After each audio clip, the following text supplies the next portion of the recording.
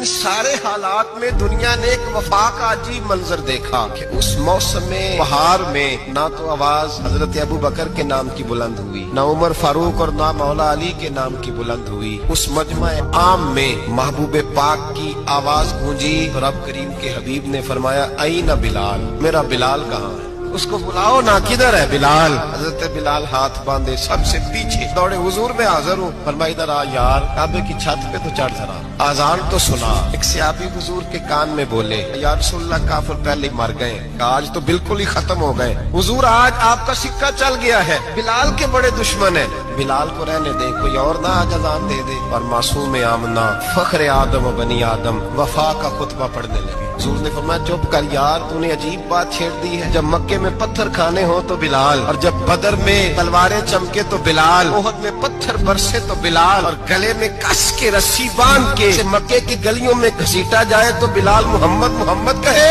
اور آج اللہ عزتیں دے تو کسی اور کو چڑھاؤں۔ فرمایا چپ کر کے سارے نیچے کھڑے رہو، آج کعبے کی چھت پہ بلال کھڑا ہوگا تو میں دنیا کو بتاؤں گا وفا کس چیز کا نام ہوا کرتا، بلال ہی چڑھے گا کعبے کی چھت پہ۔